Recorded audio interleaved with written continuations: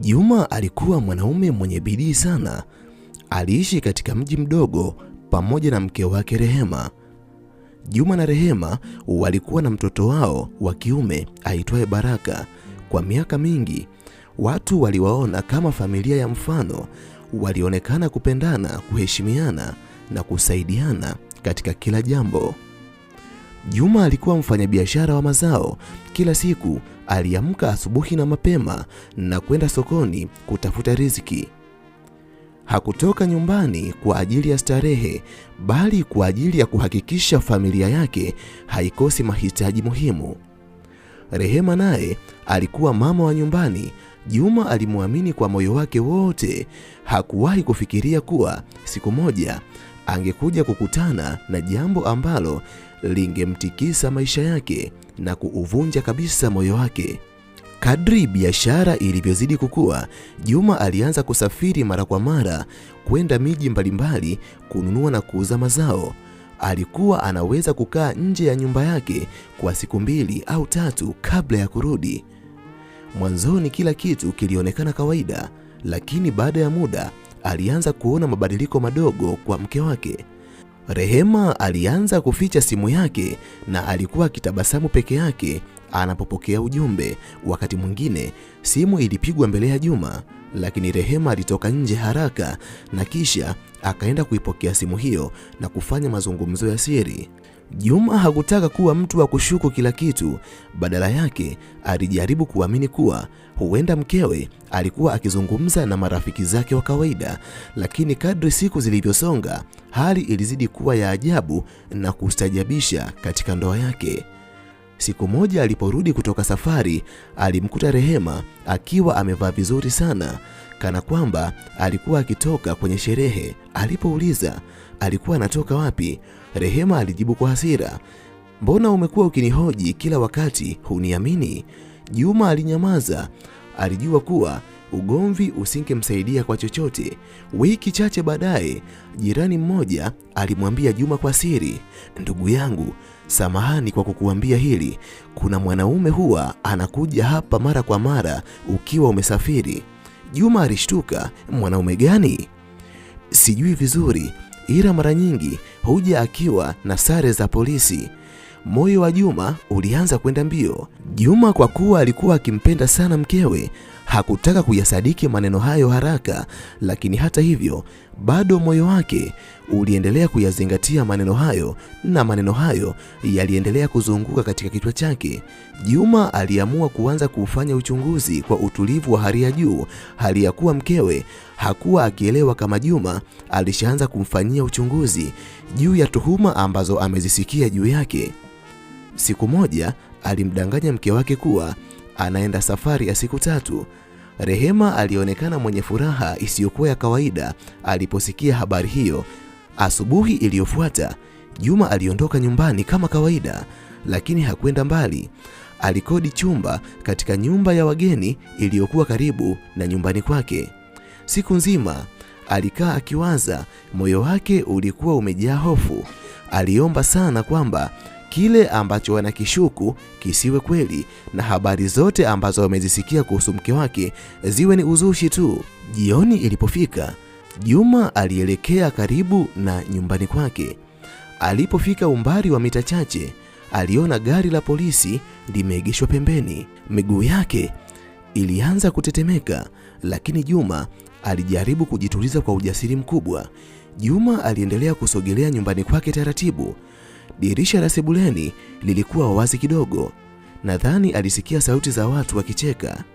Sauti moja ilikuwa ya mke wake, sauti nyingine ilikuwa ya mwanaume. Juma alihisi kizunguzungu kana kwamba dunia nzima ilikuwa ikizunguka kwa spidi kubwa. Baada ya dakika chache, alisogea hadi mlangoni. Mlango ulikuwa umefungwa vizuri. Alipousukuma polepole, Juma aliona jambo ambalo hakutarajia kama angekuja kuliona katika maisha yake. Mke wake alikuwa pamoja na askari polisi aliyekuwa akitajwa na jirani. Kwa sekunde kadhaa, Juma alibaki amesimama kama sanamu. Hakusema neno, hakusogea, hakupiga kelele.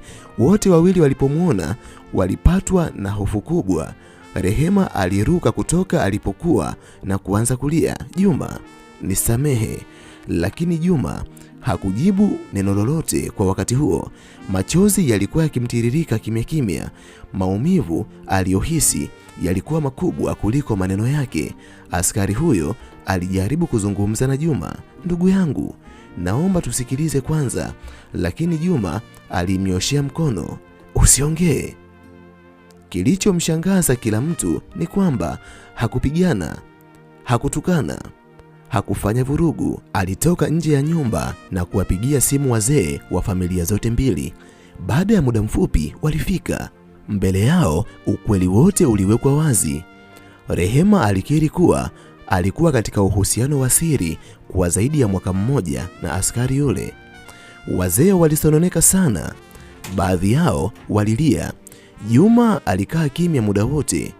Siku zilizofuata zilikuwa ngumu sana kwake. Alikosa usingizi, alikosa hamu ya kula. Wakati mwingine alilia akiwa peke yake. Aliendelea kujiuliza, nilikosea wapi? Lakini hakupata jibu. Baada ya majadiliano mengi, ndoa yao ilivunjika. Rehema aliondoka. Baada ya kuondoka, aliamini kuwa angeishi maisha mazuri na yule askari. Mwanzoni mambo yalionekana kwenda vizuri sana, lakini kadri siku zilivyozidi kwenda, mambo yalianza kubadilika. Askari huyo alianza kubadilika tabia, alianza kumdharau, alianza kutomjali. Hatimaye siku moja alimwambia wazi kuwa sipo tayari kuendelea na mahusiano haya. Kisha akaondoka. Rehema alibaki peke yake. Alipogundua kuwa amepoteza ndoa yake, heshima yake na mwanaume aliyekuwa akimpenda kwa dhati, alijutia sana. Wakati huo huo, Juma alianza kujijenga upya. Alijikita katika biashara zake. Alifanya kazi kwa bidii zaidi kuliko zamani. Mwaka mmoja baadaye, biashara yake ikazidi kuwa maarufu na ikakuwa maradufu zaidi ya ilivyokuwa mwanzo. Miaka miwili baadaye, alikuwa mmoja ya wafanyabiashara walioheshimika sana katika eneo lao. Zaidi ya yote, alihakikisha anamlea mwanae kwa upendo na maadili mema. Siku moja Juma akiwa kwenye hafla ya kijamii, alikutana na mwanamke mmoja aitwaye Neema. Neema alikuwa mwenye heshima, mnyenyekevu na mwenye moyo mwema. Walifahamiana taratibu, baadaye wakatongozana na kisha wakafunga ndoa. Tofauti na alivyotarajia, Juma alipata furaha kubwa kuliko hata ile aliyokuwa nayo kipindi yupo kwenye ndoa yake ya awali. Miaka kadhaa baadaye, Rehema alimuona Juma akiwa pamoja na mke wake mpya na watoto wao. Walikuwa wakicheka kwa furaha. Aliposimama kuangalia, machozi yalimtoka. Kwa mara ya kwanza alielewa kuwa kosa ambalo alilifanya lilikuwa kubwa sana. Alikuwa amemkosea sana Juma. Alikumbuka jinsi Juma alivyokuwa mwaminifu, mwenye upendo na mwenye kujitoa kwa familia yake, lakini alikuwa tayari amekwisha chelewa. Baadhi ya makosa katika maisha huja na gharama kubwa sana, na gharama ya usaliti wake ilikuwa kupoteza familia ambayo asingeipata tena. Fundisho katika simulizi hii: usaliti unaweza kubomoa miaka mingi ya upendo kwa muda mfupi sana. Pia unapokutana na jambo la kuumiza, usikubali hasira zikufanye ufanye maamuzi mabaya.